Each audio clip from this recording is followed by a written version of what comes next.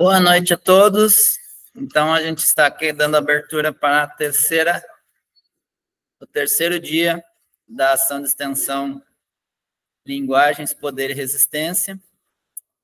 Nos últimos dois encontros, então, a gente tratamos no primeiro encontro, dá um close aqui, Marcelo, da discussão do doutorando Marcelo sobre a questão do livro que ele publicou sobre teoria da história e teoria do rap, né? No segundo dia, nós abordamos, então, a obra do Jonas, né? Que é um livro de poesia que ele está publicando. E hoje à noite, no nosso terceiro encontro, a gente vai falar sobre Flamengo. Essa é a nossa convidada, então, de hoje, Ana Medeiros. Verifica se ele remete. Então, o intuito desse encontro é a gente está fazendo uma espécie de integração aqui entre as áreas, né, exercitando a multidisciplinaridade. O conteúdo aqui ele é coordenado então, por uma professora do curso de letras e eu que sou do curso de dança. Né? A gente tem um debate transversal que está ocorrendo aqui, então, com relação à temática da obras de arte que tem algum atravessamento, algum posicionamento, assim poderia se dizer, com relação a questões políticas. Então, por isso, o eixo do poder, ele aparece no título, né? E a gente está tentando aqui construir as relações de equivalência, vamos dizer assim, entre áreas tão distintas, né? Como a música, a dança, a poesia, né? A poesia rimada, no caso do rap, né? A poesia escrita, no caso do livro do Jonas, e a gente está tentando, então, integrar esse debate, né, de uma maneira que cada um desses artistas, que são também pesquisadores, né, com a formação acadêmica, cada um deles, analisem quais são de fato os pontos de confluência que a gente pode enxergar aí, né, diferentes áreas artísticas, de maneiras diferentes, muitas vezes, né, elas abordam temas políticos, né? Então, a gente escolheu essas três áreas, né? Poderia ter outras aqui, poderia ter alguém da área do grafite, poderia ter alguém de outro estilo musical, de uma música de protesto, enfim, a gente elencou esses três para esse evento, né? Então, a centralidade do nosso encontro hoje vai ser dada para a questão do trabalho da Ana, que é uma artista da área do flamenco. Podemos começar? Podemos. Pedir que você se aproxime aqui. Dá para virar um pouquinho para olhar os queridos que estão aqui ao vivo. Ver se a internet está... Gente, boa noite. Eu sou Ana Medeiros La Negra, meu nome é artístico, e trabalho com flamenco, mas sou uma artista, né? Não só com a linguagem flamenca. Eu gostaria que levantasse a mão os alunos da dança. Olé. Alguém da dança já conhece o meu trabalho? Já ficou sabendo de alguma coisa sobre... Alguém da dança já viu alguma coisa de flamenco? Sim?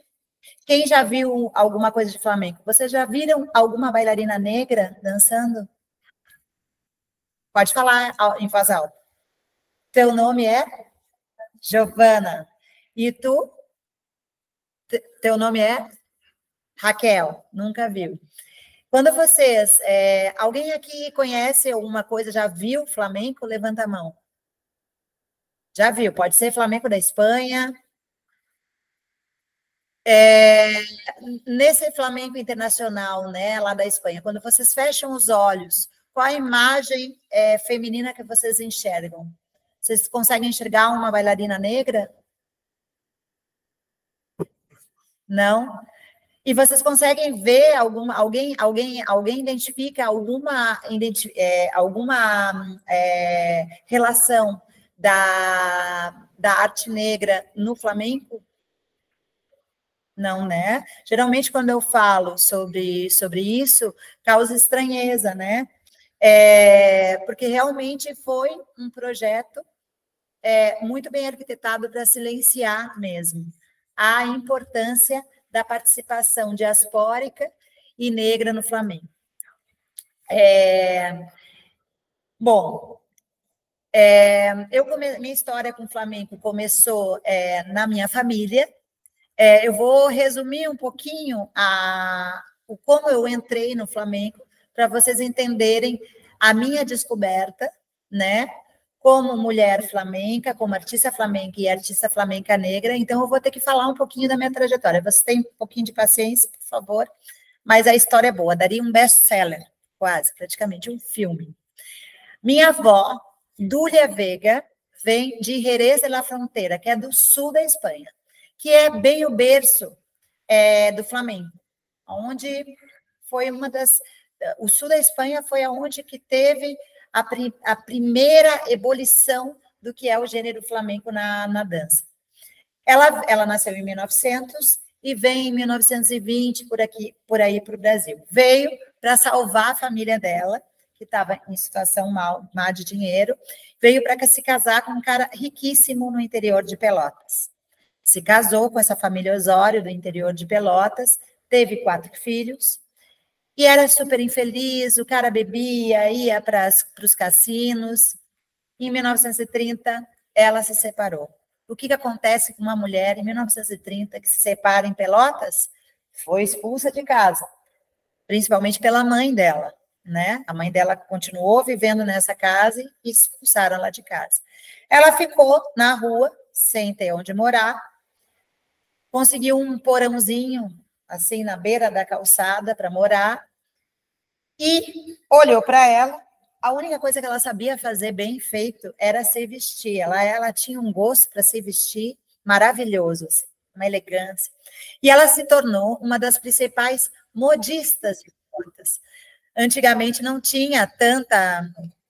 Não sei o que aconteceu, eu acho que alguém está querendo entrar, né? Antigamente não tinha tanta loja para comprar roupa, então as modistas, as costureiras, era quem ditava a moda, eram as profissionais mais requisitadas numa sociedade, principalmente pela. Quem chegou aí? Olha, seja bem-vinda. E o que acontece? Ela começou a ter uma ascensão para conseguir subir.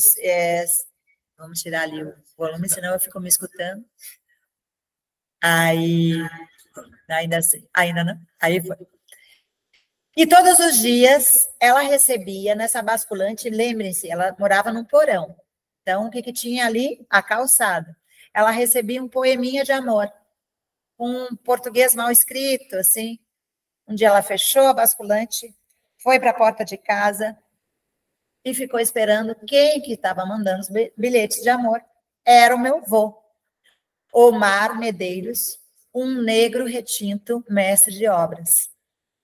Se casaram, tiveram 3 filhos, 2 meninos e uma menina, uma Ana Maria, que era minha mãe. Nessa casa onde minha avó morava, a primeira vez que ela veio para o Brasil, quando ela veio para o Brasil, nessa família rica, ela não podia tocar castanholas. Ela era proibida de tocar castanholas. E nesse segundo casamento, meu avô gostava muito de chorinho, então ela tocava castanhola, meu avô tocava chorinho. Era natural na minha casa essa brasilidade, espanholidade, nem sei se existe esse termo, mas era a amálgama das duas culturas. Pois bem, quando eu tive 9 anos, as duas faleceram. Começou a desgraceira, gente. Presta atenção aqui que vai ficar forte a história. As duas faleceram e eu fiquei órfã de mãe. Meu pai é vivo, mas aquela coisa da minha geração, pelo menos, eu espero que a geração de vocês, os homens, sejam mais conscientes. Eu fiquei de casa em casa. Ficava um pouquinho numa casa, outro pouquinho noutra casa, outro pouquinho noutra casa. E assim, o início da minha vida adulta foi feita nesse sentido, de casa em casa. Pois bem, um dia comecei a trabalhar artisticamente como baterista. Sim, eu tocava bateria. Tinha uma banda só de Beatles, só de mulheres. Adoro bateria. Mas um dia eu estava indo no estúdio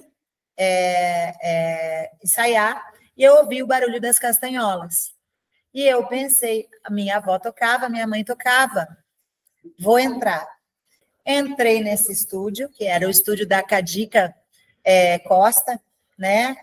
Que é um estúdio renomado. Ontem eu estava comemorando 30 anos de carreira dessa minha professora e comecei a fazer flamenco. A princípio eu tinha 2 meses de aula para pagar a mensalidade, depois eu não teria mais. E eu consegui uma bolsa e aí, por diante, nunca mais paguei aula regular. Sempre consegui bolsas e, enfim. E então, vocês começam a observar várias véus nessa história, né? Uma pessoa órfã, que ficou de casa em casa, numa situação econômica não tão favorável, né? E hoje em dia, vocês observam o flamenco, para quem não conhece, o flamenco é uma arte cara, né? Um sapato como esse aqui, que é feito à mão lá na Espanha, é caríssimo. Um figurino, os adereços, um manto que a gente dança, uma bata de cola, que é uma saia comprida. As aulas, propriamente ditas, são muito caras, né? Porque a gente tem que se especializar com professores da Espanha, tudo. E eu comecei a me inserir nesse meio. Eu, muito humilde, mas com aquela coisa de ter a lembrança das minhas antepassadas, da minha avó e da minha mãe na minha memória. Como eu era a única negra nesse meio, eu tentava ser aceita nesse processo.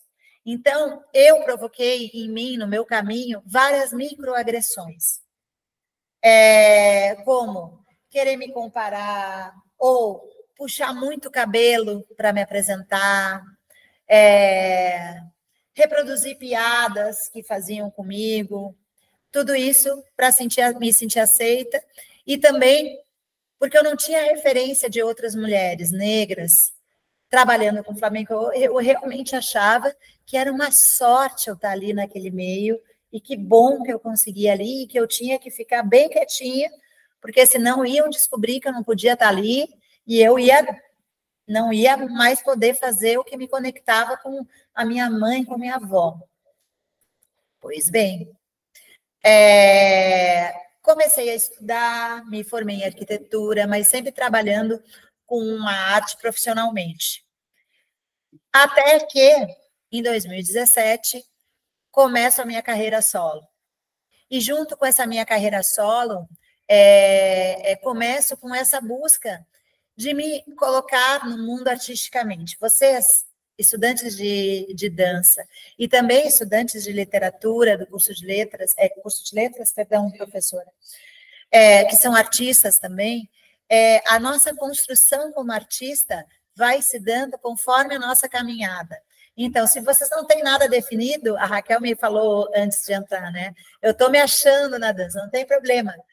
É esse o percurso mesmo. E o que importa é tu ser fiel a ti. E o da Hilst fala, né? Não importa para onde o trem vá, eu não saio de mim, não saio do que eu sou. Enfim, comecei com essa minha carreira solo e comecei. Bom, agora que eu estou sozinha, eu vou fazer o que me personaliza e vou começar a estudar sobre flamenco na perspectiva do negro. E essas respostas não vieram fácil, porque depois eu comecei a descobrir que foi um plano muito estratégico de silenciamento da importância do negro no flamenco. Quem é que trabalha com street dance ou com danças de rua? Tu trabalhas, né? Tu gostas, né? Qual é teu nome? Isso. Eric, tu gosta de danças urbanas, danças de rua? Tem mais alguém que trabalha com isso? Qual é teu nome, meu amor? Carolina. Tu te identifica, tu trabalha, tu danças? Eu faço aula. Olê! Então, eu tenho uma coisa para falar, que tu vai falar para o teu prof, e que tu vai guardar no Eric, no teu coração, que flamenco é uma dança de rua. Aí vocês vão falar, não, nem pensar que é uma dança de rua. Nunca, jamais. Eu vi flamenco no teatro, eu vi flamenco em N lugares, menos na rua, pelo amor de Deus. A origem do flamenco, é claro que tem a parte do cenário, da cena, mas ele tem em seu cerne, seu DNA, é uma dança de corpos dissidentes. Quer falar alguma coisa, Ana? Não, tá ali? Tá ali? São 3 pessoas que estão aqui na nossa live. Beijinho para quem entrou agora. Vou seguir conversando aqui com a galera daqui e converso com a galera daí. A gente vai trocando uma ideia, sim? Flamenco são de corpos periféricos, né? No sul da Espanha, o que tínhamos convivendo com harmonia?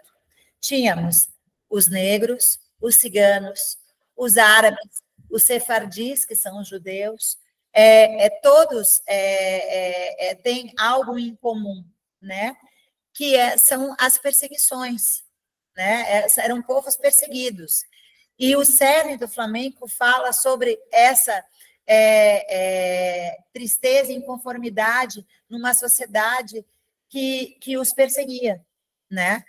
Então, se hoje a gente vê o flamenco vestido de luxo,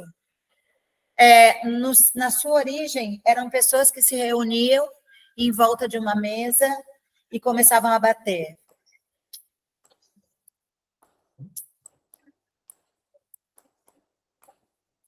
Ai...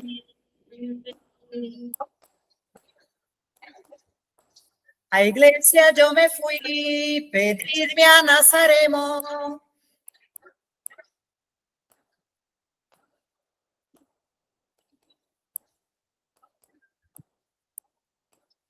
A salvar mi padre.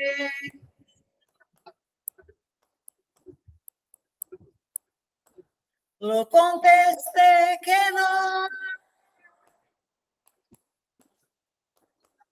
Hay que me dejara a mi madre.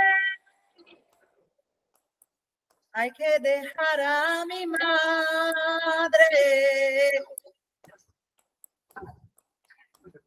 Isso são Cantes de Minas. No sul da Espanha tinham muitas minas de carvão e, por falta de infraestrutura, de cuidado com os trabalhadores, existia muito ruíam as minas e morria muita gente. E eles se reuniam, como a gente está hoje, numa sexta-feira de noite, e cantavam as suas penas, né? A letra fala, perdão, meu espanhol ruim, mas fala que eu fui para a igreja pedir para salvar o meu pai. Deus me contestou que salvou a minha mãe, que deixou a minha mãe. Então, essa dor, esse DNA de sofrimento e de esperança também, né? Porque todo palo flamenco, palo são os ritmos flamencos que a gente estuda, que a gente dança, podem começar rondos, que a gente fala, que são mais profundos, mas eles sempre têm uma subida rítmica. Isso, e terminam mais para cima, não alegres, mas mais para cima. Mesmo a alegria, que é um ritmo também, um palo flamenco, que aparentemente a alegria é alegre, mas num determinado momento no silêncio, existe uma certa busca, uma certa nostalgia, uma certa tristeza nas entrelinhas, porque só quem sofreu sabe valorizar 1 segundo de alegria. Então, flamenco é feito desses corpos, né? E também a proximidade geográfica, né? O sul da Espanha é muito próximo da África. Sem falar no árabe, né? O árabe também é negro, né? E foram 8 séculos de colonização árabe. Mas a influência negra que eu estou me referindo é a influência muito focada no negro escravo, né? Na diáspora africana, que a gente sabe que a Espanha foi um dos principais exportadores, né, de peças, infelizmente chamavam assim, de escravos, para a América Central. E essa influência, é óbvio que ia ter até a medula influência negra. Por quê?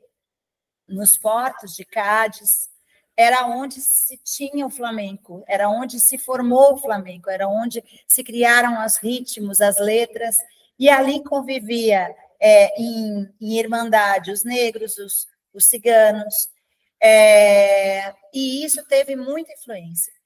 Essa ida e volta da América Central para a Espanha também teve muita influência musicalmente e nos palos flamencos, né, nos ritmos flamencos. Hoje eu vou apresentar para vocês uma guarrira flamenca, que também é fruto desse intercâmbio entre as colônias espanholas. Como é que a gente descobre que o negro tem participação nesse flamenco? A gente tem pistas, até porque o flamenco, como sendo uma street dance, uma arte popular, não existem registros muito precisos, como existe do balé, por exemplo, né? Não existem registros. Então, a gente tem hipóteses, e hipóteses muito bem fundamentadas. Existe um estudante, um doutorando linguista, que se chama João Manuel, né? Ele fez um livro que se chama Antologia de lo Ronco, que ele faz uma análise entre as letras flamencas, né? As letras das músicas flamencas, com como é que eu posso dizer? Eles deixaram algumas palavras-chave escondidas nas letras flamencas, algumas expressões. Porque, por exemplo, o árabe foi proibido de exercer a sua religião, né? Teve que ser convertido. Muitos árabes que estavam no sul da Espanha, mas na região de Granada, eles tiveram que se converter ao cristianismo, né? Para conseguir se manter nessa terra que era sua, assim como ser sefardis, a perseguição e tudo. E como é que um povo perseguido ele consegue seguir adiante, né? Ele deixa escondido, através de algumas palavras-chave, a sua essência cultural, né? Vou cantar outra, eu sou péssima cantora, mas o flamenco é uma mescla de baile, de música, de toque. Para eu ser bailarina de flamenco, eu tenho que entender as letras. Não é só ouvir, achar bonito, ai, que linda que essa melodia, eu vou dançar sem ouvir o que significa. Não posso. Seja bem-vindo. Oi, tudo bom? Quer entrar? Tudo bom? Seja bem-vindo, meu querido. Pode ficar à vontade. Então, esses povos deixaram algumas palavras escondidas nas letras. Vou cantar outra, que é um tango flamenco. Tango, todos os ritmos, né, os palos que eu falei do flamenco, que terminam com ango, são de matrizes africanas. Tango, fandango, enfim, esses palos, esses ritmos, têm na sua origem da palavra, a gente já consegue colocar ali a presença negra. Essa letra que eu vou cantar é um tango de Cádiz, né? Cádiz é a cidade portuária, aí a gente já vai fazendo a relação. De Barcelona a Valência, de Valência para Sevilha. De Barcelona a Valência, de Valência para Sevilha, esta regla mi gitana, cantando por Sigirija, Yargurugu, Yargurugu, Yargurugu, Yargurugu, Yargurugu, Yargurugu. Eu não vou passar vergonha sozinha, vocês vão me ajudar. Algurugu, Yargurugu, Yargurugu, Yargurugu, Yargurugu.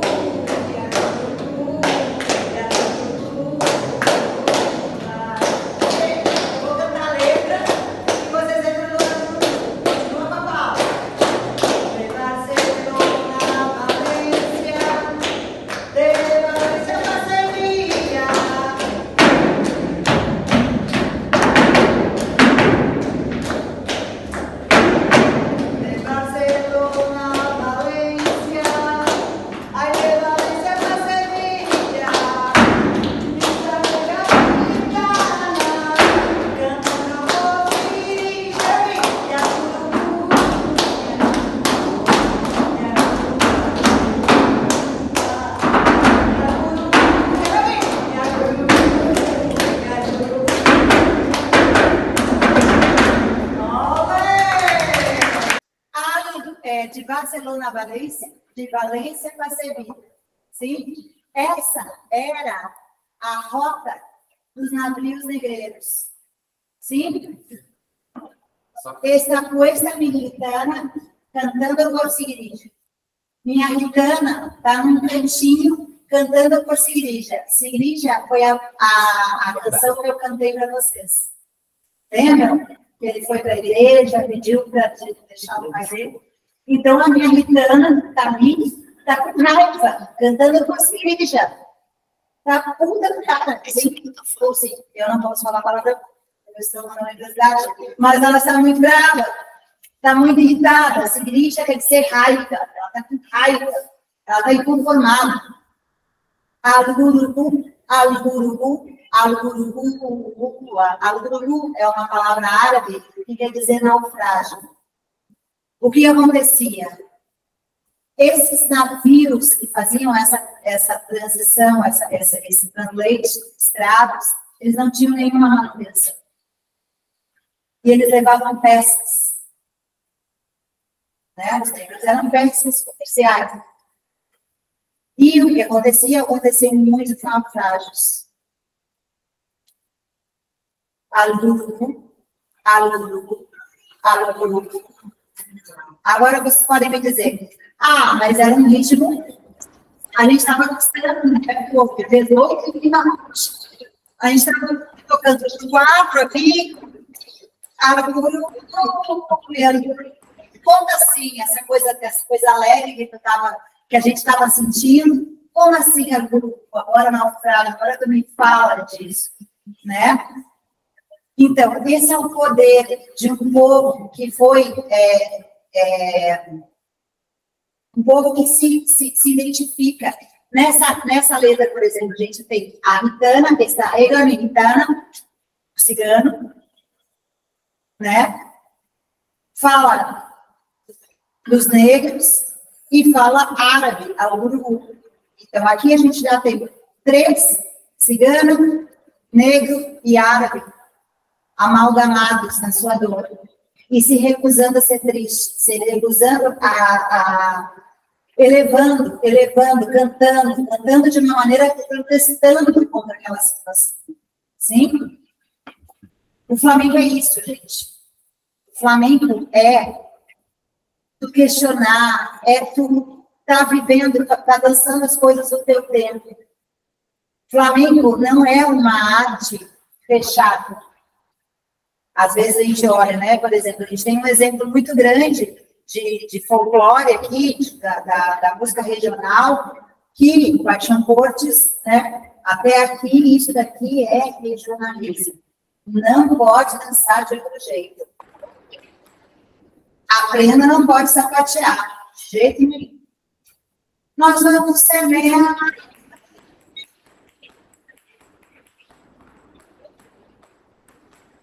Não pode, a prenda tem que estar aqui. Pode aparecer também, né?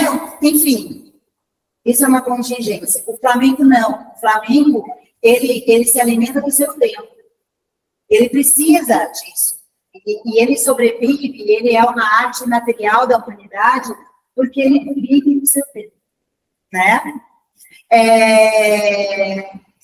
E aí, o que isso traz de conhecimento? Comecei a conhecer, comecei a ver as letras, comecei a ir no fundo sobre a história do negro, muito pouco material tivemos, até que em 2020 fizemos uma live para falar sobre como é ser um bailarino negro no Brasil.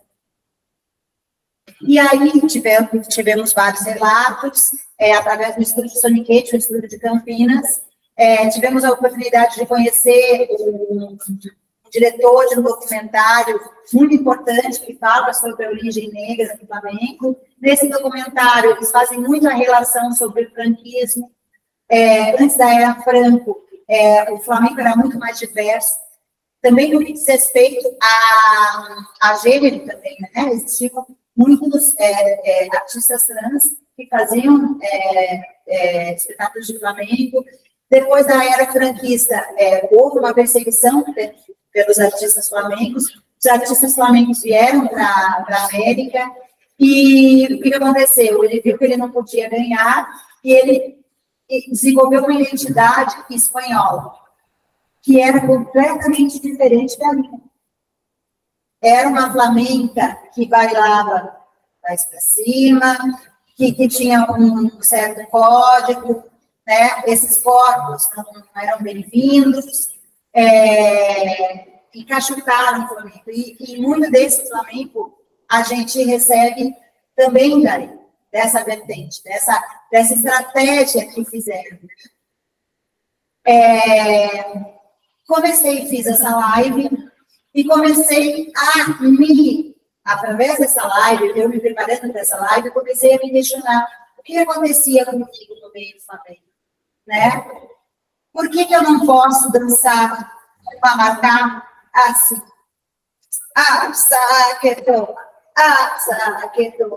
Por que me exigem esse corpo aqui? Por que eu não posso fazer?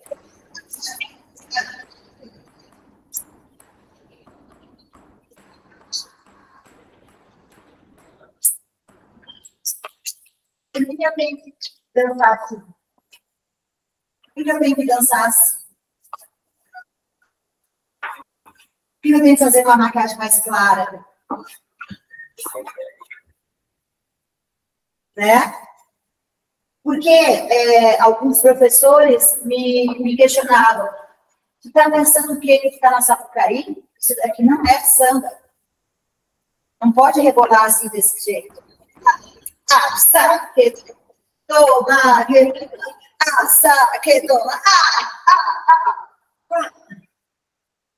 Eu tenho tipo físico, tenho o rico do poderinho, tenho o meu corpo.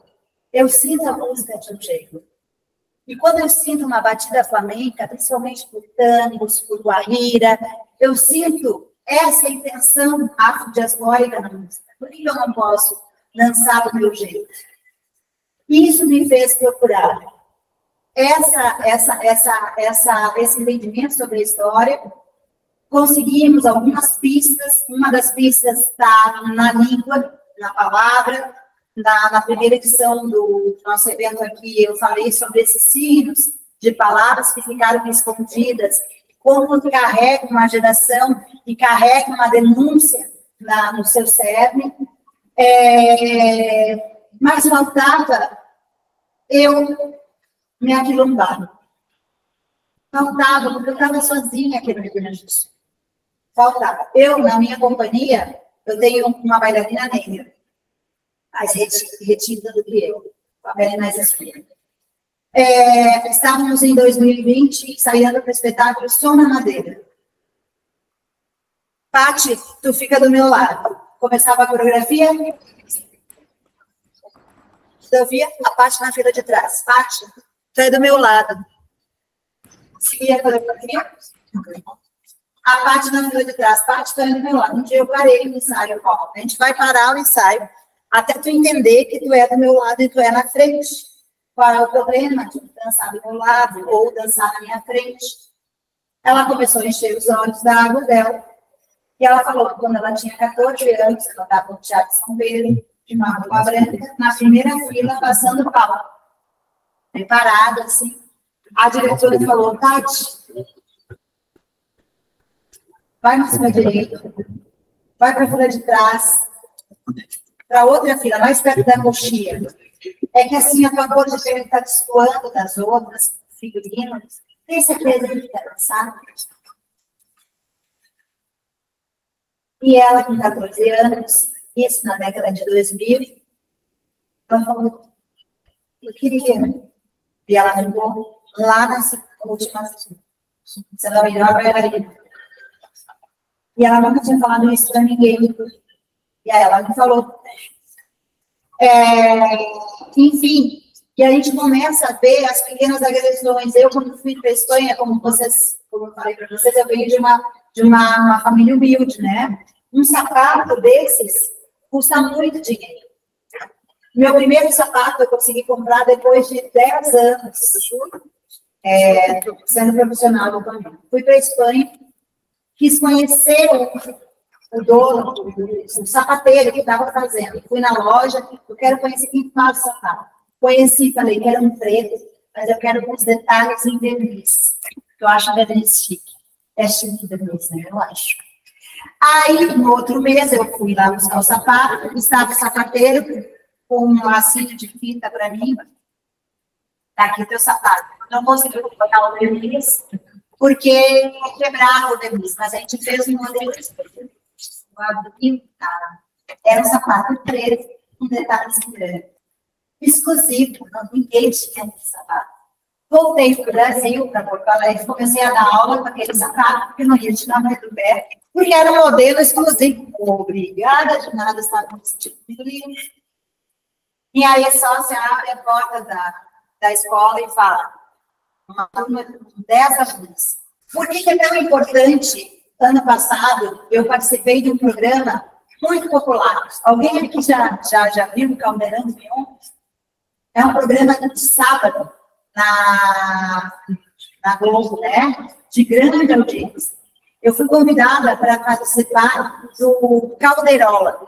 Era um programa de como é que se chama? De calouros. Show de talento. Show de talentos. Aí me ligaram, pô, obrigada, não quero, porque tinha um extintor de incêndio. Se tu não agradasse, o extintor de incêndio estava mais estimulado. Eu vou passar vergonha em nível nacional. Aí não, peraí, eu vou. Sabe por que eu fui? Porque era a oportunidade de falar que o Flamengo era negro. Cheguei no Caldeirão, ele me disse, vocês são negra. E a primeira coisa que eu falei, Flamengo é o Caldeirão, aula, assim, do teu programa, tem influência gitana, cigana e negro. E eu sou a embaixadora do Flamengo Negro no Brasil. E aí, eles se surpreenderam, eu dancei, tirei esse lugar, e saí muito bem, obrigada. Só pedi para o Michael Jackson e o Michael é o rei.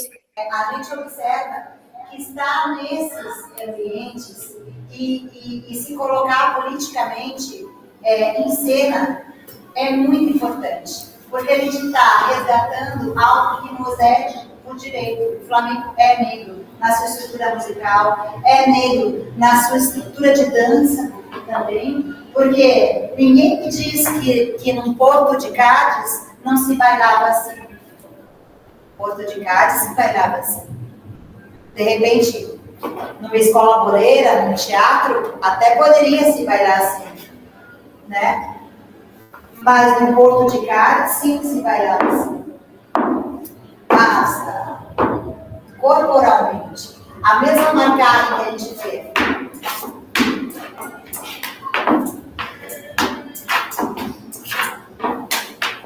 A gente vê.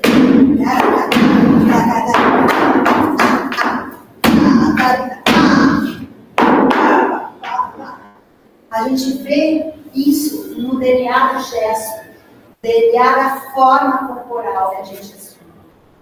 O Flamengo tem muita ligação com a terra. E eu quero dizer para vocês, para terminar a minha fala, não sei se eu estou me estendendo muito, ainda já deu tempo ou tem uma... Já deu tempo. Para não estender minha fala, eu quero dizer o seguinte, outra evidência que o Flamengo é negro é isso que a gente fez hoje. Vocês todos participaram ativamente das palmas.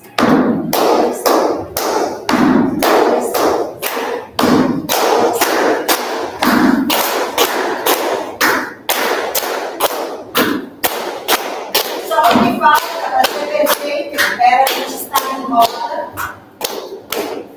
uma pessoa cantar e uma pessoa bailar. Isso é um ritual diaspórico mais verdadeiro. E a evidência maior que a Huerta Flamengo, que é essa roda onde todo mundo participa ativamente do som e canta e dança e participa, e não tem ninguém mais importante essa hierarquia que a gente está. Aliás, foi uma falha, a gente deveria estar em roda aqui, que vocês me perdoem, foi uma falha isso. Isso é evidência que no Flamengo existe muita presença do negro. Eu vou convidar, não sei se dá tempo, acho que não vai dar tempo de passar o meu espetáculo. Em 2020 eu fiz um espetáculo falando sobre essas temáticas de presença negra e do racismo nos artistas negros, que se chama Flamengo Negro. Em 2021 nós ganhamos o Prêmio Sorianos de Dança. É um espetáculo que eu tenho muito carinho e convido vocês para me seguirem não sei se dá tempo de mostrar. Vocês querem assistir? Cineminha! Ai, adoro! Então tá, então vamos assistir. Esse espetáculo vai estar em cartaz em breve, se Deus quiser. A gente tem, na minha companhia, é um dos espetáculos da minha companhia e oxalá que siga. Deixa eu fechar a luz. Tem que voltar um pouquinho. Agora.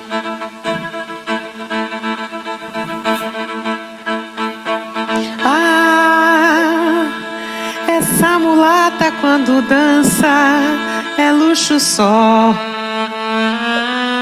Quando seu corpo todo se balança é luxo só. Não sei que faz a confusão.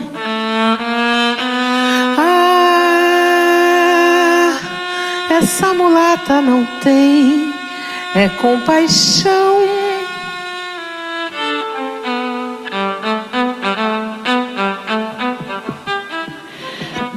Por favor, você pode ir mais para a direita?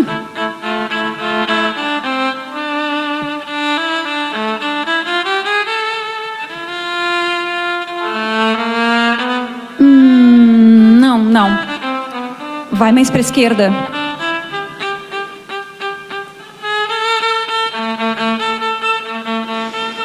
Também não.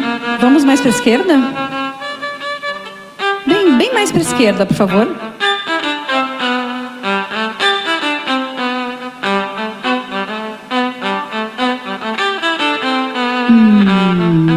Não. Um pouco para trás.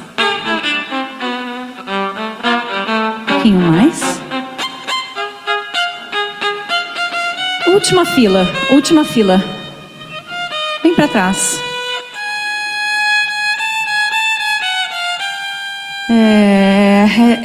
Que difícil te posicionar. Tua cor destoa. O figurino também difícil, né? Não senta com a tua cor.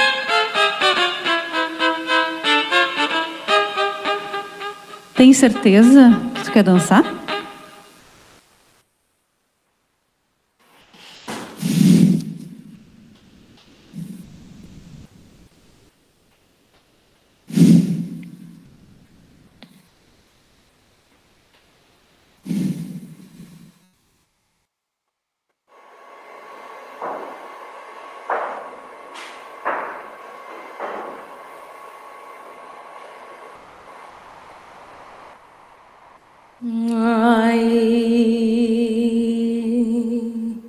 Yo soy morenita y pobre, más morena la canela, que la comen los señores. Más morena la canela, que la comen los señores. O teu cabelo não nega mulata, porque és mulata na cor. Mas como a cor não pega mulata, mulata, eu quero teu amor.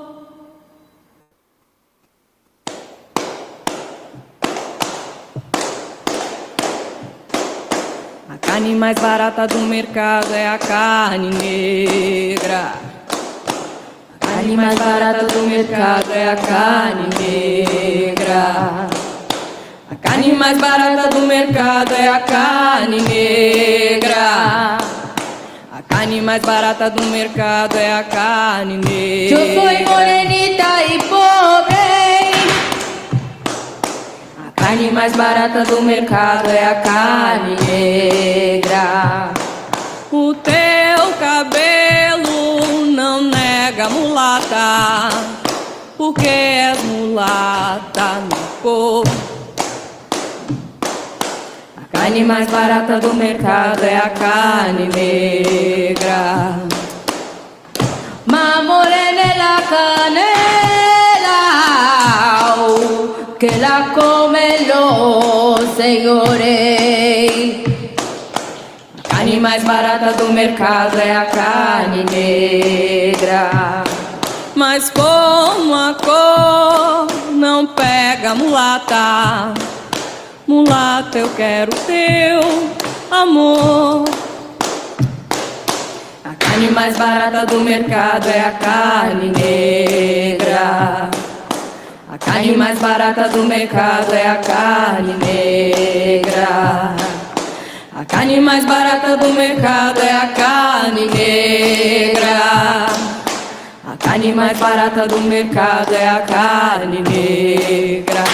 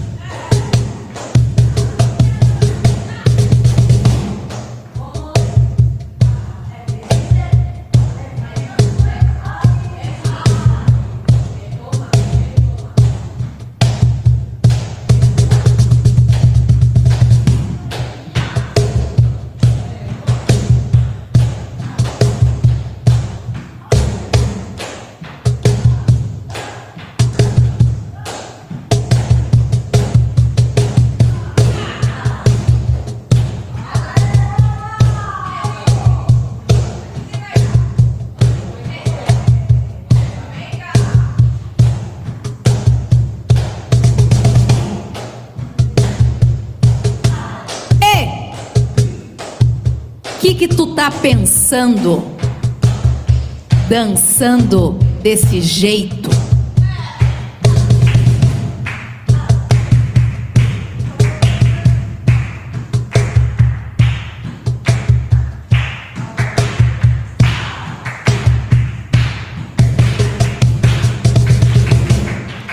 Ei!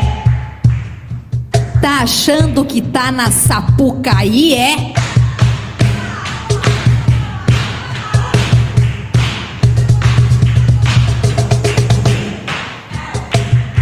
Rebolando desse jeito?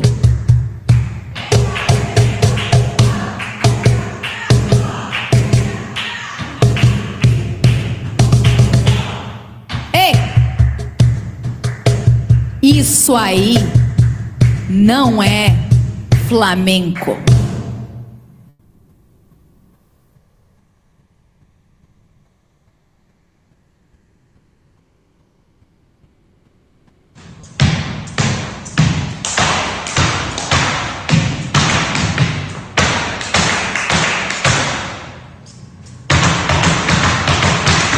toque es morisco y el baile es negro. No miento en ninguna de las tres afirmaciones, pero en ninguna digo toda la verdad. Porque reconociendo que solo hay un dogma flamenco y se llama mestizaje, en cada una de sus expresiones se manifiesta un gen dominante. El gitano acabó racializando el cantejondo por mucho que esconda recitaciones del mismísimo Corán. La guitarra habla en árabe, aunque esté hecha, como decía Lorca, con madera de barca griega y crines de mula africana. Y los negros parieron las tres cepas del baile flamenco que llevaron a América y que después taconearon por iguales andaluces y castellanos: la zarabanda, el fandango y el tango.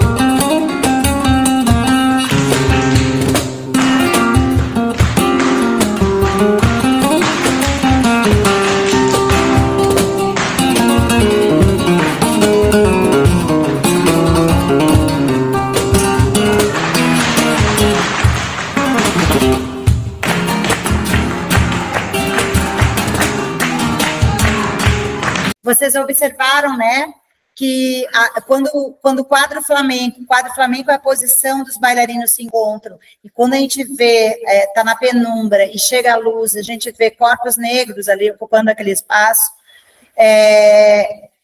um estranhamento e, ao mesmo tempo, um orgulho e uma esperança para que mais corpos flamencos ocupem o flamenco, que é universal e que é de todos nós. É um bem material da humanidade. No dizer ali que a gente usa, é do João Manuel também, que fala que o flamenco, ele tem a base negra, né? A segunda cena ali que eu falei, que tu és moreninha e pobre, mas morena é a canela e comem os senhores, foi uma agressão que eu sofri. Um guitarrista cantando essa letra para mim, eu falei que eu não ia bailar essa letra, né? Essa letra foi feita por uma mulher em 1910, Linha de los Peines, que falava: eu sou moreninha e pobre, mas morena é a canela e comem os senhores. Eu sirvo para alguma coisa, pelo menos para me comerem. E um homem branco, em 2021, falar isso, né? Quando ele fala quem era eu no flamenco e que ele não ia mudar nenhuma letra, porque o flamenco era maior do que eu resolvi fazer esse espetáculo. Juntei aquilombei esses artistas flamencos. E são agressões que são recentes que a gente vive. E coisas que a gente reproduz na sala de aula, que a gente ouve na sala de aula dos professores lá da Espanha, tudo. É um espetáculo denúncia, mas também é um espetáculo que celebra ser negro no flamenco. Essa última cena, a mulher que dançou, ela tem 70 anos e é a mãe da Patrícia, da primeira cena, né? Mãe e filha que fazem flamenco. E depois disso, depois desse espetáculo, muitos me procuraram lá no meu centro. No meu centro de formação, a gente tem bolsa para negros, e a gente está proliferando isso no Brasil e na Espanha. Então, eu sou muito prolixa, eu falo muito. Muito obrigada pela oportunidade. Desculpa, companheiros, por ter falado tanto.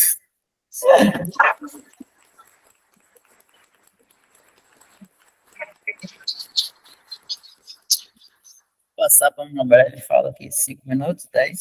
5 minutos.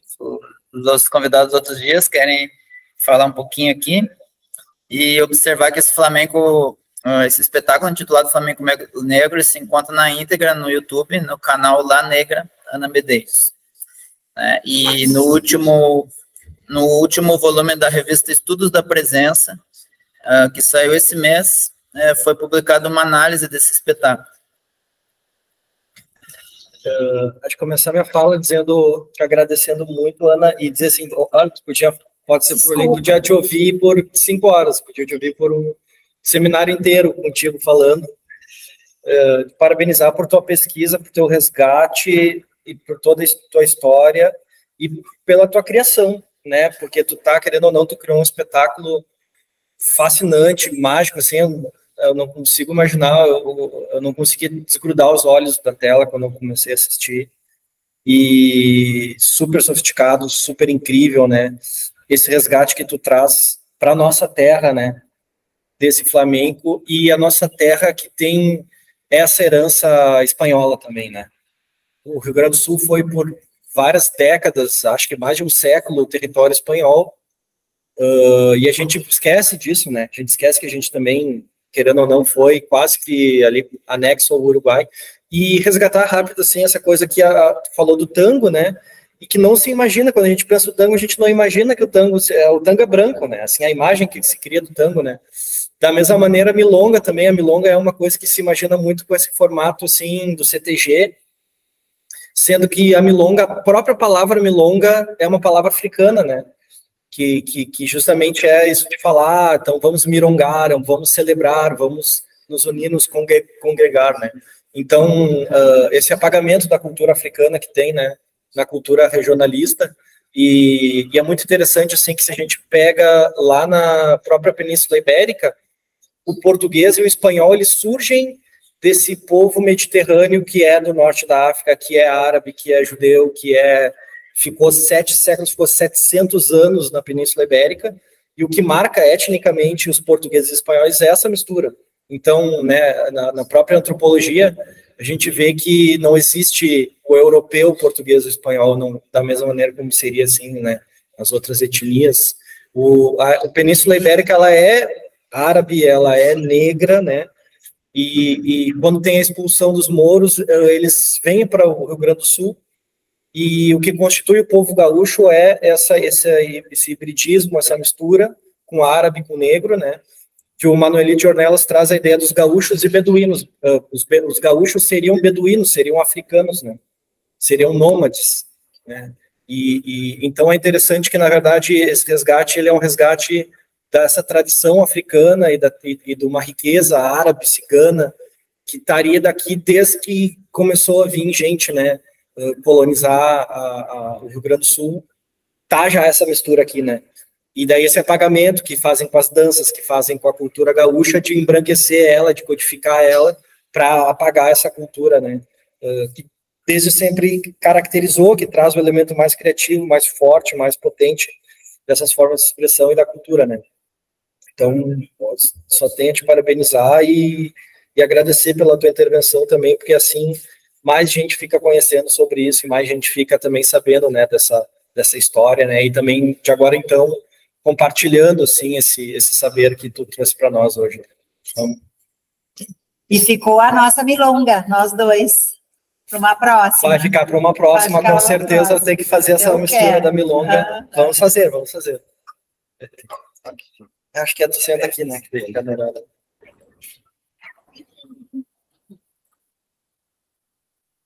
Grande, Ana. Primeiramente, agradecer, né, por podia ficar te ouvindo muito também aqui, e acho que esse tipo de trabalho que você está desenvolvendo é um começo, sabe, de muita coisa, que a gente começa a pensar, assim, né, nesses descobrimentos de coisas que, no fundo, já existiam, não são descobrimentos, de certa forma, as coisas estavam ali, a gente que não estava enxergando. Então, assim, acho que o trabalho que a gente está desenvolvendo aqui, nesse da UERGS, né, a gente está finalizando agora e passamos por várias, né, questões. A minha teoria do rap, os sinais de fumaça do Jonas. E a ideia é justamente essa, sabe? Porque quando a gente pensa assim, a gente está hoje num mundo que a gente está olhando e vendo que quando a gente fala dessas questões das minorias, né, as minorias que são atacadas, e a gente consegue perceber que elas estão atacadas, as mais clássicas que a gente conhece, a questão da mulher, a questão do negro e tal, e dentro dessas estruturas também tem minorias, né, que não foram ainda conversadas e que não foram descobertas de certa forma. Então, acho que a questão do flamenco negro sinaliza que a gente tem que ficar o tempo todo e abrindo espaço para essas minorias dentro das minorias, né? E às vezes a gente fica falando de 2 ou 3 e são milhares, né? A gente tem que continuar procurando, a gente tem que ter esse saldo crítico, porque é ele que garante a gente estar ouvindo hoje aqui um flamenco negro, que é uma coisa que praticamente ninguém fala. E a teoria do rap que eu tentei sustentar é justamente isso, né? A gente conseguir criar cada vez mais um movimento de inclusão. Então, tu teve por um tempo o rap, tu tinha um break, a dança do rap, que hoje praticamente, né, já não tem praticamente um espaço que a gente pode dizer assim, não, culturalmente está um pouco esvaziado, porque virou uma coisa que o pessoal hoje entra em competição do break, e o break saiu da rua, né? Então a gente tem campeonatos de break, mas o break, que o papel que ele tinha na rua, na esquina, que eu praticamente da minha geração vi break na esquina e fui lá aprender como foi importante, né? E hoje ele já, de certa forma, tem uma espécie de elitismo, né? Que ele já foi incorporado, mas aí para dança break tem que ser profissional hoje. Então, eu acho que essa cultura de rua, né, acho que no momento que a gente está vivendo hoje de internet, ninguém está negando a participação da internet, do mundo virtual, mas a gente sabe que é importante a gente não dispensar a rua, né? Aquilo que a gente constrói na rua enquanto cultura e participação das pessoas em eventos na rua. E as pessoas vivem na rua, né, também. Então, acho que a gente não pode dispensar esse lado da vida. Então, acho que o teu trabalho, assim, você está de parabéns, assim, eu queria ficar te ouvindo muito aqui, eu acho que você está abrindo um paradigma, assim, para a gente o ano que vem, com mais tempo, poder estar fazendo aquilo que o Jonas falou, porque, né, a ideia da teoria do rap também é um movimento, né, e aí esse movimento as pessoas vão se descobrindo aquilo que elas fazem, descobrem que é importante, e então acho que o teu trabalho aqui nesse espaço, na casa de Marco Quintana, e na UERGS, né, a gente está conseguindo trazer essas gotas, né? São gotas que a gente está trazendo, mas a gente quer transformar essas gotas em oceanos, né? Então, acho que o Flamengo Negro, acho que tem muito a crescer na cidade de Porto Alegre e tal, né? E esse espaço aqui, hoje, para mim, ele está... Todas essas discussões teóricas que a gente teve, que eu pude fazer, que o Jonas também pôde fazer para vocês, hoje, ele é a manifestação de que isso realmente, que esse discurso precisa encontrar um trabalho como o teu, e encontrou. A gente está vendo aqui que acho que é um momento da gente estar aprendendo muito com você e poder estar continuando isso, né? Fazer esse continuismo tanto o ano que vem, enquanto em outros lugares aí que a gente possa estar discutindo isso, teorizando, praticando e fazendo essa luta que é, né, das minorias dentro de uma minoria, né? Então, acho que essa reflexão é sempre importante a gente ter para cada vez continuar aí promovendo outros espaços e outras danças que também estão sendo silenciadas nesse momento. Então, acho que a gente está com essa atenção, acho que essa atenção é muito importante, né, a gente fazer. Então, acho que eu teria para dizer seria isso, aí gostaria de ouvir o pessoal também que está aqui na minha frente, se quiser se expor um pouco, conversar e colocar suas questões, aí estamos abertos. Para uma próxima oportunidade, eu queria ter uma discussão contigo mais precisamente sobre o peso do rap, aquela banda que tu falou que é difícil ouvir um álbum inteiro, e o peso do flamenco, e como eles se amalgamam. Sim, são pesos. É muita coisa parecida. Mas, alguém quer perguntar alguma coisa? Não gostaram, nem um pouquinho. Estamos ralados. Fala, Amora. Eu fiquei curiosa em relação aos sons. Nossa, toma! Isso, perguntar. Ela está curiosa sobre os sons que a gente faz ao dançar. Posso repetir a tua pergunta? Isso se chama raleios. Isso também é uma das provas de que o flamenco é diaspórico e que o flamenco é negro. Porque a partir do momento que a gente tem um ritual no Flamengo, perdão, teu nome? Giovana. A gente faz uma roda, cada um vai no centro da roda, dança ou canta. E quem está na periferia da roda participa ativamente do som e grita palavras de incentivo para quem está. Ole, arça, toma, água. Quando grita água, aí vem da palavra, dona Ana. Água vem do árabe algaravá, que é elevação. E alguém sabe a expressão, por exemplo, olê? Tu já deve ter ouvido um olê, né? Alguém já ouviu um olê? Olê! Quem é que gosta de futebol? No campo de futebol tem muito isso, né? Tem olê! Olê, a gente fala olê quando a gente vê alguém dançando. Olê! Quando a gente vê algo tão grande, tão forte em alguém, quando a gente se surpreende tanto, quando a gente é arrebatado, a gente fala um olê. Eu quero ouvir um olê bem lindo. Olê quer dizer Alá, quer dizer que eu vejo Deus na tua manifestação artística. Olê veio num tempo que eu não podia falar Alá, porque eu ia ser preso, ou eu ia perder minha terra, ou eu ia... Então, o olê foi incorporado na nomenclatura, nos aleios, que são essas palavras que a gente faz, esses sons, que vem dessa perseguição. Como tem força a palavra, eu estou apontando para vocês, porque vocês trouxeram a palavra nessa noite. Porque esse povo é todo da dança, traz um movimento, né? E vocês trazem a palavra. A dança das letras. E no flamenco, a palavra é muito importante. Mas resolvi a tua dúvida, meu amor? Sim. A gente tem essa liberdade de falar, dançar ralhando. Arça, toma, arça. Isso é muito popular. Mais alguma questão? Querem falar? Eu gostaria. Pode falar, meu amor. Eu queria fazer comentários gerais, assim. Você falou da dança, da palavra, que eu acho que é coisa que nos une, que cada um de nós é educação, né? Independente do nível dela, da educação. E eu queria dizer que funcionário de conhecer, eu presente que participar do online, do educação se eu considero.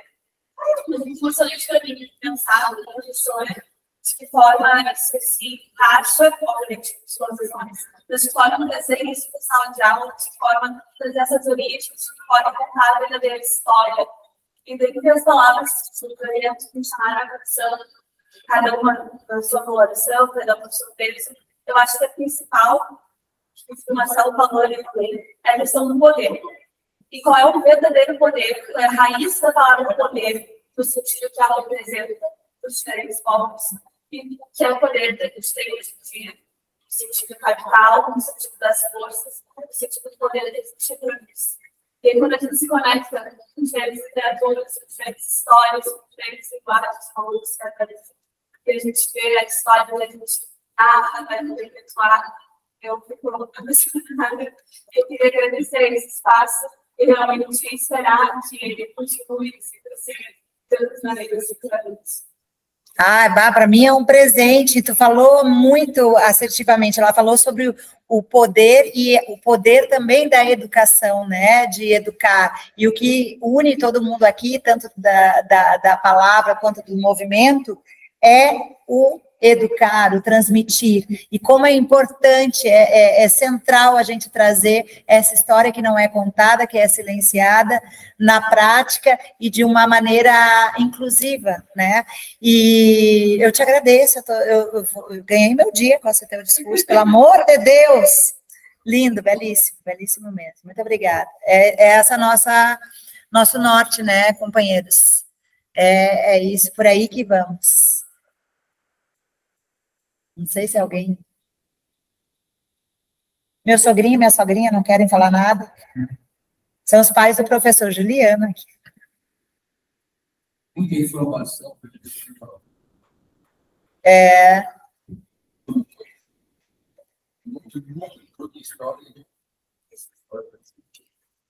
Se para mim, para minha geração já foi uma forte, para mim, para minha formação, imagino, realmente. Mas é bom vocês estarem aqui. E é bom ter diferentes idades aqui, é bom, isso daí é positivo, né? Você falou que a dança é voltada mais às mulheres, certo? E no meu... Não cheguei a falar isso. Infelizmente, aqui no Brasil, a gente tem uma procura mais de mulheres no Flamengo. Um estereótipo da mulher sedutora, Flamengo, isso é verdade? Pois é. Uma sedução do homem, você se encontraria a mulher aqui tenta seduzir o homem. O cara vendo a tua expressão artística, você tem um olhar firme, parece que aquele olhar flechado do índio. Faz parte da... Eu te agradeço por fazer essa pergunta, porque isso daí realmente um caso comum, senso comum. Mas, na realidade, o que a interpreta como sedução, a questão das cadeiras, que também traz isso, né? Na realidade, diasporicamente, aí os meus companheiros vão me ajudar, isso daí é uma manifestação de vida. Não necessariamente sedução, né? Quando eu movo a minha pelvis, quando eu movo as minhas cadeiras, quando eu sinto o ritmo e deixo fluir, asa, toma, asa, pá. Não necessariamente tá botando meu corpo para jogo, digamos assim, né? Mas está me permitindo eu ser livre. E uma mulher livre tem poder. Assim como um homem livre também. Um homem que chega aqui do meu lado e dance também, que mexe os quadris, que dança essa vida que existe no homem também, e que existe na mulher, isso é poder, isso é libertário. Isso seduz, porque mostra vida, mostra liberdade, mostra poder, mostra essência. Mas o cerne da questão não é a ponta da flecha, não é a sedução. A ponta da flecha é o poder, é o ser livre, é a liberdade, né? Existe uma música que se chama o hino dos gitanos. Livre como el aire, livre como el viento, como as estrelas, o firmamento. E é por isso que os ciganos, os árabes, os negros, os sefardis tinham tanta coisa em comum, porque eles eram livres, né? Mas eu acredito que a sedução vem mais do poder e da vida que flui. E aí a sedução é uma consequência. De repente, a sedução pode ser pelo olhar ocidental, que não é o único, né? Assim como numa faculdade de dança, a gente tem que estudar os clássicos, o balé clássico, mas quem disse que só existe o balé clássico? A dança indiana tem um estudo de caso, assim, ó, incrível. A gente conhece pouco da dança indiana. A dança africana também, existe uma riqueza, uma profundidade, né? Eu, por exemplo, na minha escola, eu falo, existe essa maneira de a gente fazer essa marcação, existe essa maneira. E a gente vai usar ambas as maneiras conforme a gente quiser, né? Conforme a gente está, o nosso corpo está a serviço do Flamengo, a serviço dessa história que a gente está contando, né? Mas a diferença na minha escola é que você pode escolher, você pode, né, se descobrir estilo no outro, né? Não sei se eu respondi a tua pergunta. Vocês querem contribuir com alguma coisa sobre isso?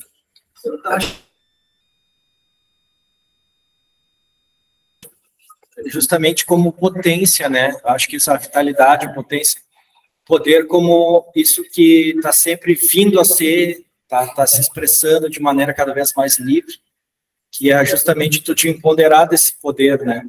e aí o poder que é repressor, que é codificador, que é sufocador, que é dominador, que é esse poder repressivo, né? Então, pela mesma palavra, a gente pode ter dois significados, né? E tanto um modo de resistência, que é tá buscando a cura, tá buscando a expressão livre, se soltar, né? Vai fazer uma...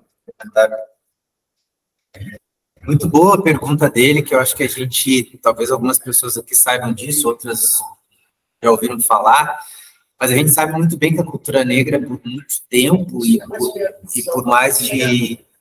Acho que tá bom, tá todo mundo ouvindo, né? Tô falando alto, vou tentar falar mais alto.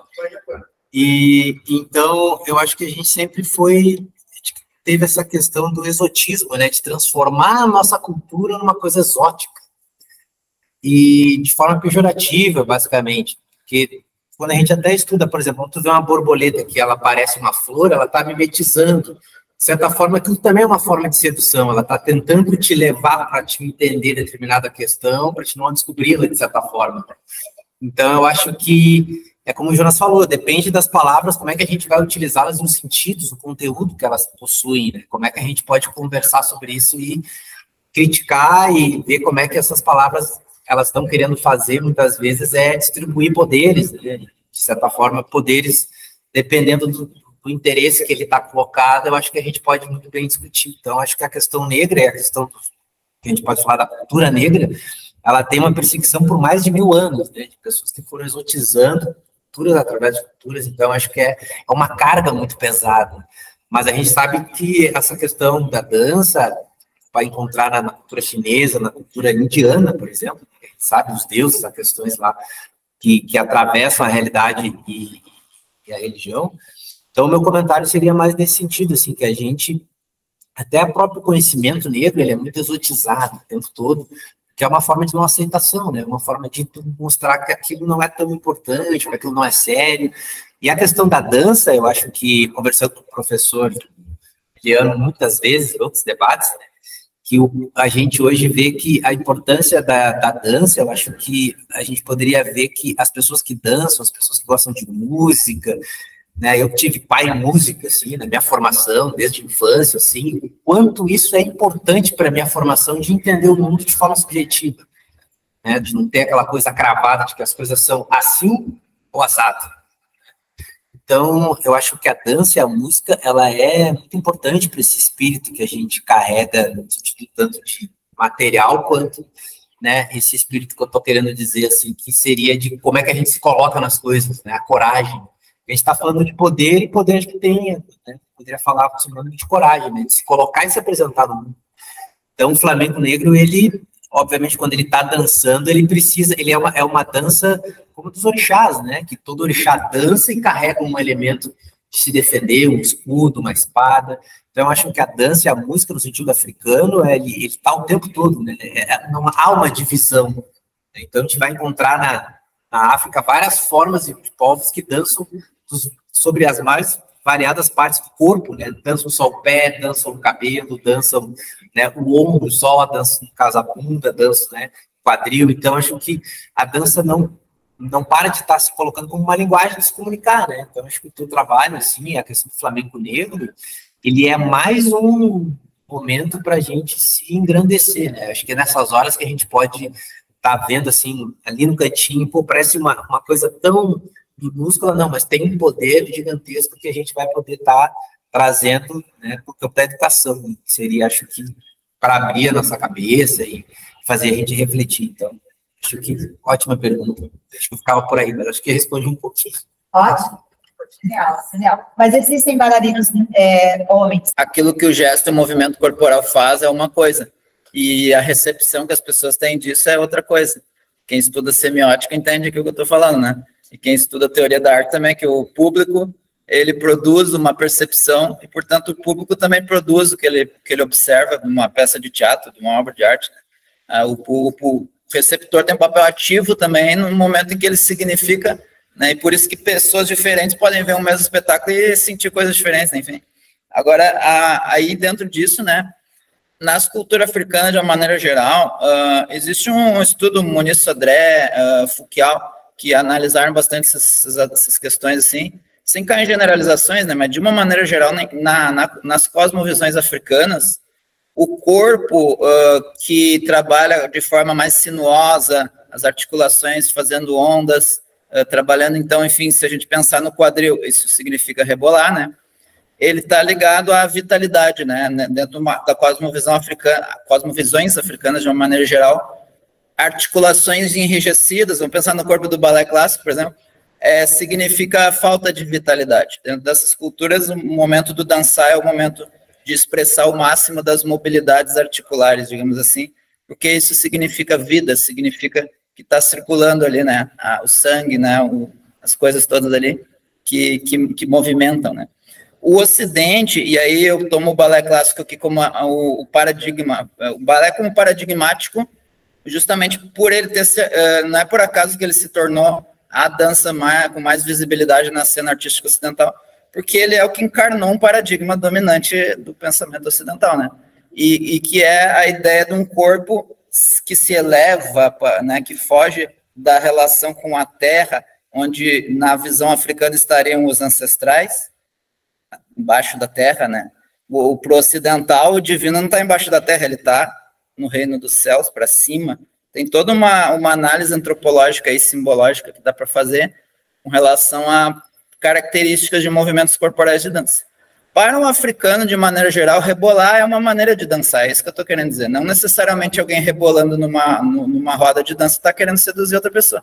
Para o olhar ocidental, e aí eu retomo aqui referências clássicas como o Edward Said, que analisou o discurso que o Ocidente criou sobre o Oriente Médio, ali a dança do ventre, entraria nesse debate aqui também, talvez para um outro seminário, né? A dança do ventre, o flamenco, todas as danças de origem africana. O europeu, ele olha uma pessoa rebolando, né, nessas danças de outras culturas já olhadas como exóticas, como falou Marcelo, e ele já vê um grau de sexualização ali muito maior, na verdade, do que os próprios nativos dessas culturas estariam, né, não dando tanto. Mas, por outro lado, também a sexualidade humana ela está em todas as culturas.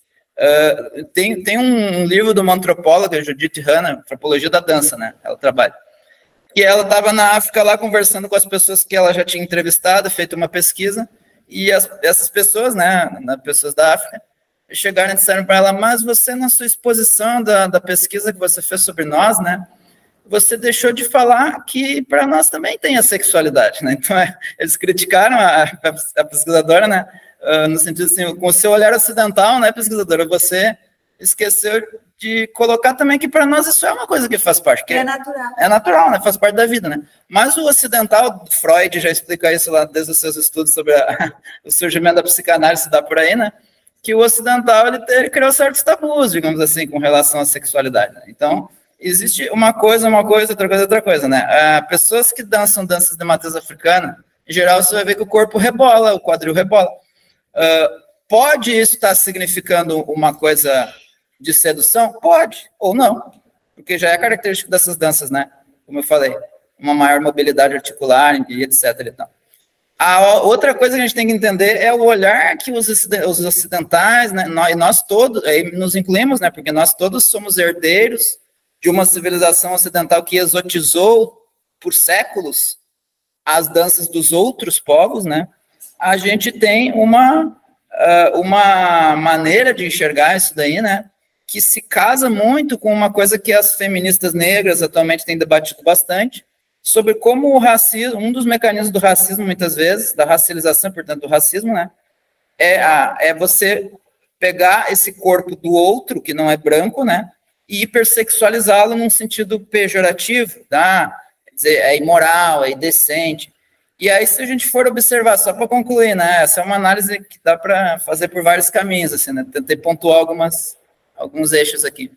Do ponto de vista histórico, todas as danças que tiveram matriz africana, como o flamenco, como o tango, como o jazz, como o samba, a salsa, em um primeiro momento, numa primeira cena da história dessas danças, elas foram tidas como imorais, indecentes, não sei o quê, né? E a mesma coisa se repete, se a gente for observar, quando surge o funk brasileiro. No primeiro momento, esse rechaço da moral vigente da sociedade, até que precisa uma Anitta levar para o exterior, e daí se os estadunidenses e europeus estão gostando, aí os brasileiros podem dizer, então isso é aceito como dança. Em todas as danças que tiveram matriz negra, a gente observa que há um rechaço no primeiro momento, calcado num julgamento estético moral sobre essa questão da sexualidade. Né? É quase que uma fórmula que o racismo... Não estou falando uma entidade imaginária chamada racismo, mas um mecanismo assim, que se repete em vários...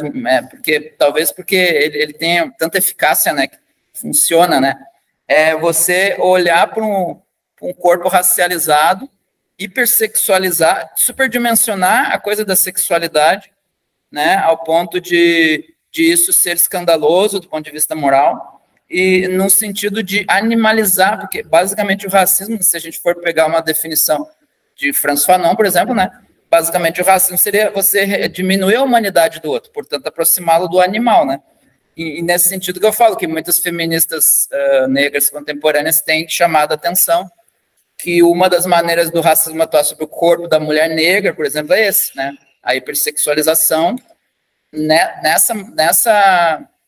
dessa forma, assim, de animalizar o corpo da mulher negra. Né? E vários estudos também que têm mostrado, né, que os mesmos racistas que reproduzem pensamentos e valores racistas muitas vezes se sentem atraídos por corpos de indígenas, de negros, porque o exótico, ele atrai, né? Então tem uma ambiguidade aí que talvez só Freud explique essas complexidades aí, né, da questão da sexualidade humana, né? Mas os opressores, de uma maneira geral, eles agem de forma ambígua, né? Ao mesmo tempo que eles diminuem, esse corpo aqui negro, feminino, ele é só para sexo, né? Portanto, ele é um corpo degradado, né? Ele não vai ser uma mulher para casar, digamos assim, mas ao mesmo tempo tem uma atração ali, um desejo pelo diferente, exótico e menos humano, que os dominadores sempre reproduziram, né? Não sei se vão reproduzir sempre, determinismo, né? Mas reproduziram em vários momentos da colonização, por exemplo, dos contextos pós-colonização também, né? E é um debate grande aí que, né, ainda está em circulação hoje em dia aí, com o crescimento dessas autoras do feminismo negro, né? Elas têm enfatizado bastante isso daí, né? Essa coisa do olhar sobre o corpo negro, né? É diferente quando há uma mulher rebolando numa dança, vai ser por um olhar assim influenciado pelo racismo histórico, ele vai ser um olhar diferente de um corpo de uma mulher branca rebolando, né? E aí só para concluir, né? O funk brasileiro, que eu defendo como cultura popular autêntica, a gente sempre defendi, né? Muito antes da Anitta precisar levar para os Estados Unidos, né? Para poder ser aceito, né? Ele tem um caráter, como muitas culturas de resistência, que a gente costuma chamar de contraculturas, de outros nomes, né?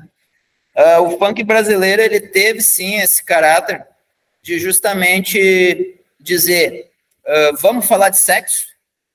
A sociedade não quer falar sobre isso, né? Vamos colocar isso explicitamente em algumas letras. E aí tem todo um debate sobre isso aí, né? Na área da educação, né, tem educadores que até hoje rechaçam isso e tal, assim. Temos que pontuar ali quais letras, né, de funk a gente está falando, claro. Mas, de uma maneira geral, né, isso eu ouvi de pessoas do funk que moram na periferia, vários já me disseram. Para nós, a sexualidade é uma coisa que está na nossa vida aqui. E é por isso que as letras do funk, desde o princípio lá, elas exploram um pouco também esse lado da vida humana, né? Porque nós vivemos isso, né? Aqui na favela, aqui no morro, né? A criança na periferia, criança que mora no morro, na favela, desde cedo ela já tem que saber as coisas tudo. Ela não fica até os 10 anos de idade acreditando que a coisa é feita pela cegonha lá, que é a cegonha que traz o bebê. Ela já desde cedo tem que saber das malandras, até para poder se proteger de certas possibilidades de abuso sexual e outras coisas. Então, existe uma outra, eu diria assim, existe uma outra moral sexual completamente diversa no mundo periférico, e as letras de funk, elas surgem para expressar também isso, né? Então, para um olhar assim, mais burguês, classe média, mais branco, claro que escandaliza, mas, antropologicamente falando, a gente está dizendo aí que aquilo ali é a expressão de um outro mundo, cara, uma outra vida simbólica ali, que o pessoal eles falam aquilo ali quando eles estão conversando, usam aqueles termos ali de conotação sexual, é assim que eles se expressam, eles vão lá nos bailes lá, né, e falam dessa maneira. Então, a letra de funk nada mais expressa que um modo de vida onde está colocada ali a sexualidade, né? Então, em certa forma, assim, a permanência de uma moralidade sexual muito, muito calcada, assim, em valores, né, europeus, ela levou os periféricos do Brasil vamos falar disso um pouco nas nossas letras, né? E aí, claro, que daí a gente tem que pesar outros fatores aí, né? Até onde a indústria cultural explora isso aí também, né? Até onde temos que fazer uma leitura, assim, cada caso é um caso, né?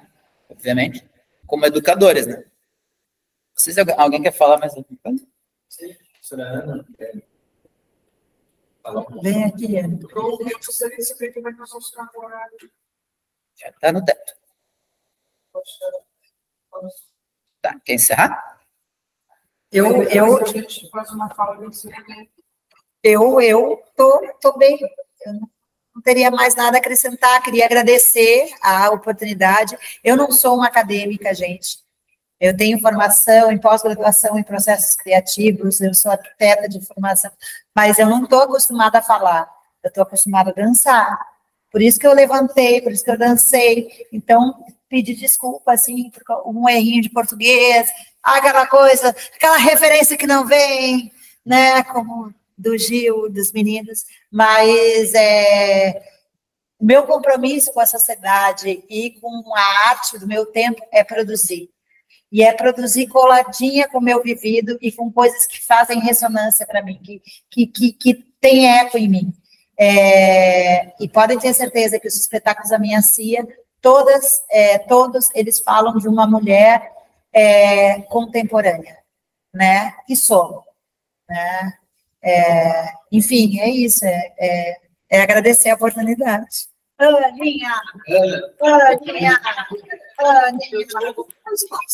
Fale aí, você fala pouco hoje. Ana, a gente te ama. Queria deixar registrado, publicado. Bom, então, boa noite a todos, todas, todos. É um prazer estar aqui na casa do Mário Quintana, cercada de pessoas espetaculares como vocês, que vieram nos acolher, né? E também pessoas espetaculares como essa mesa. Nós já tínhamos nos encontrado em dois turnos do curso de letras da UERGS, uma disciplina para trabalhar com linguagem e subjetividade, com a presença do Marcelo, para trabalhar com linguagem e poder, com a presença do Jonas. Hoje a dança, né, juntando linguagem, subjetividade, poder e tudo mais. Não vamos falar para eles aqui na falamos de tudo isso. Então, eu me sinto muito feliz, muito honrado. Foi trabalhoso, digamos assim. Eu estava preocupado com a gravação, porque a gente combinou de ampliar, né, o acesso desse debate a outras pessoas. Sobre a temática, não é? Eu quero dizer que eu me sinto muito feliz em vê-la. Eu queria te agradecer por abrir mais esse espaço no meu eu, né? Eu cada vez me vejo mais como um mosaico, assim, das pessoas com quem eu convivo, né? E embora os cabelos brancos e a idade e tal, eu não me sinto completa quando eu vejo uma pessoa como tu, como o Marcelo, como o Jonas, né? Como o Juliano, porque cada um de vocês me, sabe, tipo Lego, assim, vai colocando mais um pedacinho, mais uma compreensão. Então, só tenho a agradecer. Muito obrigada.